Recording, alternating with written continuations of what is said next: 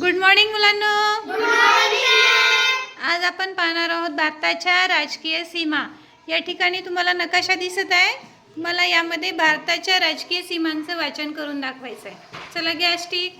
भारताच्या वायव्येला पाकिस्तान देशाला 2 केंद्रशासित प्रदेश आणि 3 राज्य लागून आहेत. त्यांची नावे लडाख, जम्मू आणि काश्मीर, पंजाब, राजस्थान आणि गुजरात.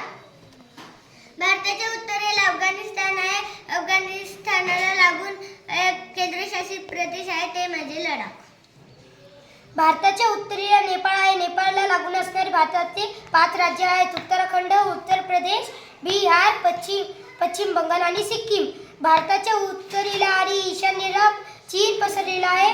चीनला एक केंद्रशासित प्रदेश आणि 4 राज्य लागून आहेत: लडाख, हिमाचल प्रदेश, उत्तराखंड, सिक्कीम, अरुणाचल प्रदेश. भारताच्या पूर्वेला भूतान आहे. भूतानला लागून असणारी भारतातली 4 राज्य आहेत: सिक्कीम, पश्चिम बंगाल, आसाम, अरुणाचल प्रदेश. भारताच्या पूर्वेला म्यानमार आहे. म्यानमारला लागून असणारी भारतातली 4 राज्य आहेत: अरुणाचल प्रदेश, नागालँड, मणिपूर, मिझोरम.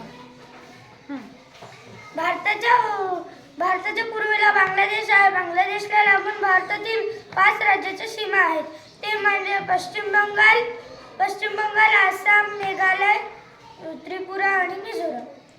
छान. आर्यन तू घे. भारताच्या पश्चिमेला अरबी समुद्र आहे. भारताच्या दक्षिणेला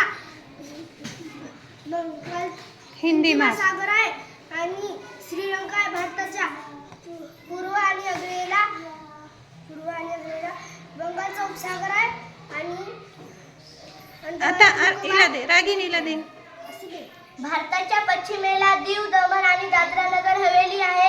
भारताच्या वायव्य नाही, कोणती दिशा आहे ती? नैऋत्येला लक्षद्वीप आहे आणि भारताच्या नैऋत्येला अंदमान, आग्नेयेला अंदमान आणि निकोबार हे बेटे बेटे आहेत. खूप छान मुलांनो, एकदा जोरदार टाळ्या वाजवा.